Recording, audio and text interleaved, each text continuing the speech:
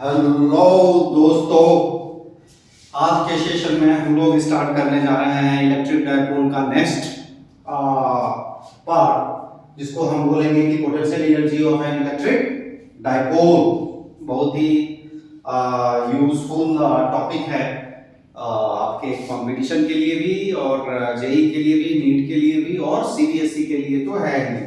तो ये सीबीएसई वाला डेरिवेशन है पोटेंशियल एनर्जी का इलेक्ट्रिक डाइपोल के लिए, और फिर हम आगे के टॉपिक्स पे आएंगे। आज हम करते हैं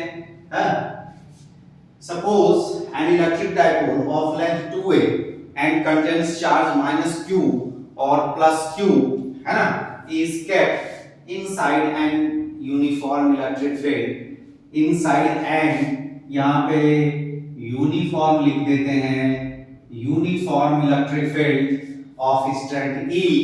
तो उस पे कितना टॉर्क लगता है हमने पिछले वीडियो में किया था, आप पीछे का वीडियो जाके जरूर देखना, सीक्वेंस में देखोगे तभी पता चलेगा।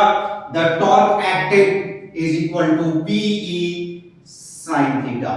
So it's clear, I have already explained in my previous session or video।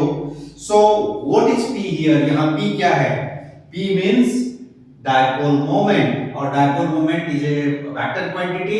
its direction is from -v charge to +v charge, और इसकी जो मैग्नीट्यूड होती है that is q, magnitude of either charge into dipole length, है ना, 2a। तो ये हमने देखा कि ये हमने पहले भी पढ़ रखा है। अब सवाल ये है कि हम क्या करेंगे कि एक इलेक्ट्रिक डाइपोल सपोज करते हैं जो एक यूनिफॉर्म इलेक्ट्रिक फील्ड में रखा हुआ है, और ये जो लाइन है ये हमारा initial position of electric dipole दिखा रहा है। QE फोर्स इलेक्ट्रिक फील्ड के डायरेक्शन में पॉजिटिव चार्ज के ऊपर और नेगेटिव चार्ज के ऊपर इलेक्ट्रिक फील्ड के अपोजिट डायरेक्शन में फोर्स लगता है। तो ये दो फोर्सेज यहाँ लग रहे हैं, QE और -QE। ये कपल ऑफ फोर्सेज हैं, ये टॉर्क बनाएंगे, ऑब्जेक्ट को रोटेट करेंगे, क्योंकि जब दो पैरेलल फोर्सेज और अपोजिट फोर्सेज लगते हैं इक्वल मैग्नीट्यूड में तो एक टॉर्क, है ना, रोटेट कराने की टेंडेंसी आ जाती है। और ये इसका इनिशियल पोजीशन है यहाँ पे। अब हमने क्या किया कि इसको थोड़ा सा ट्विस्ट किया, मतलब ये रोटेट कैसा करना चाह रहा है, जो हम डायग्राम देख रहे हैं ये रोटेट करना चाह रहा है ये क्लॉकवाइज डायरेक्शन में। क्यों? क्योंकि टॉर्क के इधर वाला फोर्स इधर, इधर वाला फोर्स इधर, तो इसको इस डायग्राम में देखेंगे तो ये ऐसा कुछ रोटेट कर रहा है, ऐसा कर रहा है। तो टॉर्क की जो डायरेक्शन है नेगेटिव जेड एक्सिस के डायरेक्शन में, नेगेटिव जेड एक्सिस, ये राइट हैंड स्क्रू रूल। तो ये रोटेट कैसे कर रहा है, तो ऐसे कर रहा है, रोटेट इस तरह से कर रहा है, ऐसे, है ना। ये देखो आप, एक फोर्स इधर, एक फोर्स इसको ऐसे घुमाएगा, तो जो टॉर्क की डायरेक्शन है वो नेगेटिव जेड एक्सिस के डायरेक्शन में है। अब हमने इसको d थीटा से रेस्टोरिंग फोर्स जिधर लग रहा है, टॉर्क जिधर लग रहा है उसके अपोजिट डायरेक्शन में d थीटा हमने किया, इसको डिस्प्लेस, हल्का सा ट्विस्ट किया। तो d थीटा जो डिस्प्लेसमेंट हुआ, एंगुलर डिस्प्लेसमेंट, वो टॉर्क जो लग रहा है जिस डायरेक्शन में उसके अपोजिट है, मतलब क्लॉकवाइज डायरेक्शन में, क्लॉकवाइज डायरेक्शन में। तो जो टॉर्क है उसकी डायरेक्शन है एंटी क्लॉकवाइज, क्लॉकवाइज, और यहां हमने इसको एंटी क्लॉकवाइज डायरेक्शन में, एंटी क्लॉकवाइज डायरेक्शन में d थीटा हमने डिस्प्लेस किया, मतलब एंगुलर डिस्प्लेसमेंट है।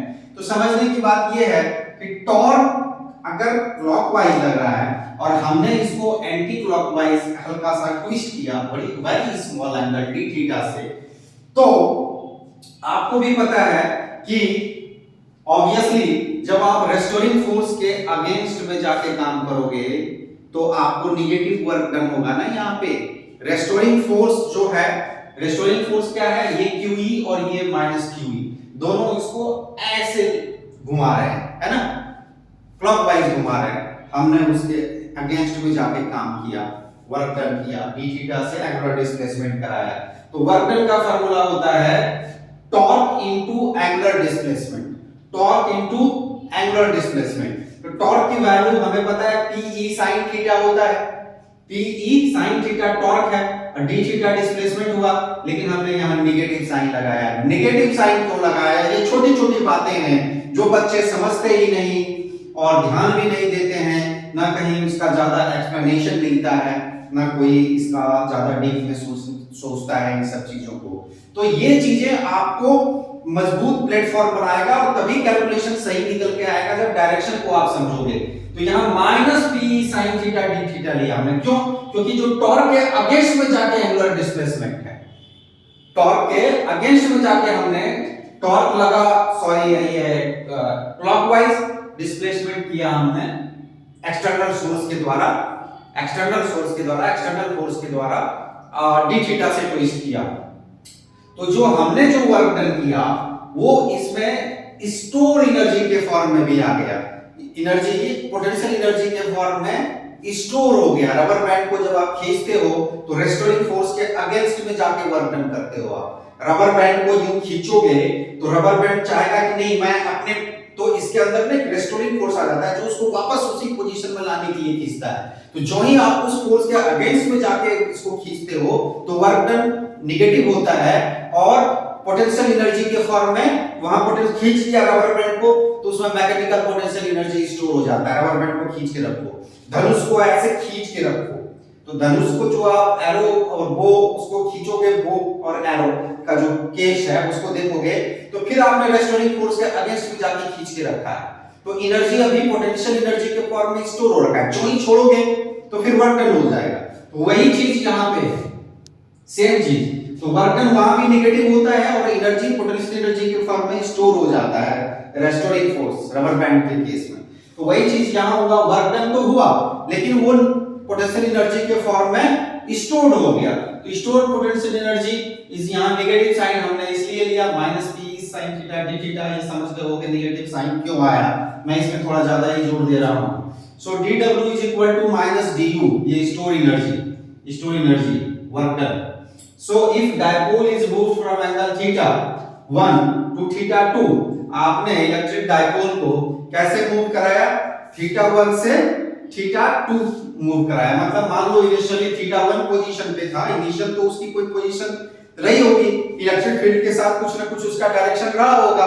तो इनिशियल डायरेक्शन जो इलेक्ट्रिक फील्ड के साथ था थीटा 1 था, आपने उसको अप टू थीटा 2 तक मूव करा दिया। अब फाइनल जो उसकी एंगल हो गई इलेक्ट्रिक फील्ड के साथ, डाइपोल मोमेंट की जो फाइनल एंगल हो गई थीटा 2 हो गई। इनिशियल थीटा 1 था, फाइनल थीटा 2 हो गया। तो work done, total work done कितना हुआ? तो हमने तो यहाँ dw निकाल रखा है, dw is equal to this, dw आप you can say dw is equal to minus p sin theta d theta, है ना, स्मॉल जो हमारा डिस्प्लेसमेंट हुआ था एंगुलर d थीटा था। अब दो इंटीग्रेट कर दो dw du को, तो आप इसको सॉल्व करोगे तो देखो आपका आ गया। यहाँ पे एक चीज ध्यान देने की बात है, pe sin theta d theta, pe sin theta d theta. अब इसको सॉल्व करो, du जो है इसका u हो जाएगा, ये w हो जाएगा, ये pe को बाहर किया, sin थीटा का इंटीग्रेशन माइनस cos थीटा होता है, sin थीटा का इंटीग्रेशन माइनस cos थीटा होता है। इसकी दो वैल्यू हो गई, थीटा 1 से थीटा 2, ये लोअर लिमिट हो गया थीटा 1 और अपर लिमिट हो गया थीटा 2। तो फिर ये देखो ये हो गया cos theta 2 minus cos theta 1, something is missing. क्या मिसिंग? तो यहाँ पे माइनस साइन था भैया जो हमने लगाना ही भूल गया। तो du is equal to minus p sin theta d theta था, तो माइनस p कांस्टेंट था बाहर कर लिया, sin थीटा d थीटा था वेरिएबल है तो इसी का इंटीग्रेशन होगा, लिमिट है थीटा 1 टू थीटा 2, सिंपलीफाई किया तो minus pe cos theta 2 minus cos theta 1 आ गया इसका इंटीग्रेशन। और फिर हमने थोड़ा सा डेकोरेट कर लिया, माइनस साइन को अगर गायब करना है तो क्या करोगे, इसको plus plus minus minus plus और प्लस माइनस माइनस, मतलब अंदर साइन चेंज कर लिया ये माइनस साइन को बैलेंस करने के लिए। ये 9th वाला कैलकुलेशन मैं नहीं बताऊंगा, इतना ज्यादा एक्सप्लेन नहीं करूंगा। इसके बाद आ जाओ, ये तो आपने समझ लिया होगा कि जो वर्क डन हुआ है ना वो पोटेंशियल एनर्जी के फॉर्म में स्टोर हो गया। So work done is equal to minus du, dw is equal to minus du। और क्यों नेगेटिव है यहाँ पे ये भी मैंने एक्सप्लेन किया।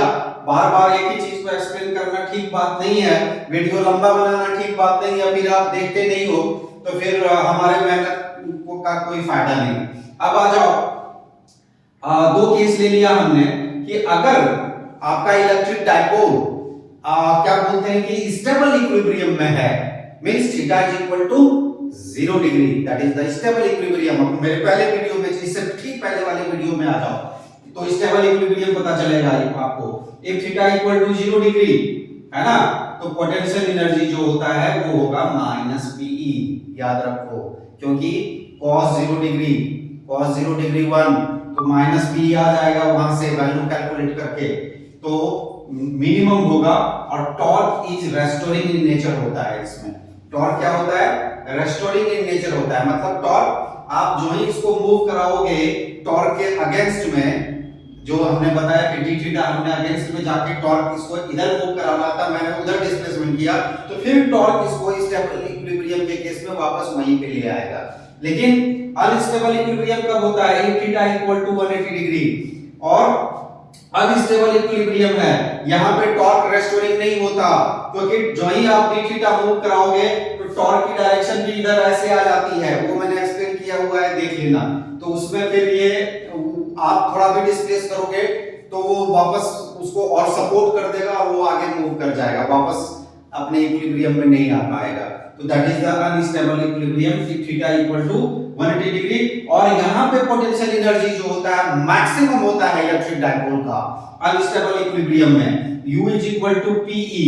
और मिनिमम कब होता है electrical potential energy of dipole moment in electric field, वो होता है स्टेबल इक्विलिब्रियम में, जब थीटा 0 डिग्री हो। वो कितनी वैल्यू होती है, माइनस पीई।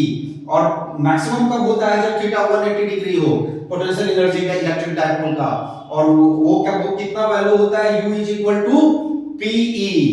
बेटा इस तरह से ये छोटी सी वीडियो हमने आपको बनाई आज, ये समझाया। अब यहां से असल चीज शुरू होगी, असल लड़ाई थोड़ी बहुत एक दो वीडियो में आएगी, जो आपको फाइट करना है क्वेश्चंस के साथ, न्यूमेरिकल के साथ, वो हम अब एक्सप्लेन करेंगे। उस बीच में मैंने एक्सप्लेन नहीं किया था, क्योंकि यहां तक टॉपिक इलेक्ट्रिक डाइपोल पे सारा हमने लगभग ऑलमोस्ट इससे रिलेटेड कंप्लीट करा दिया। ओके बेटा, खुश रहो, मुस्कुराते रहो, हंसते रहो, हेल्दी रहो और अपने पेरेंट की इज्जत करते रहो।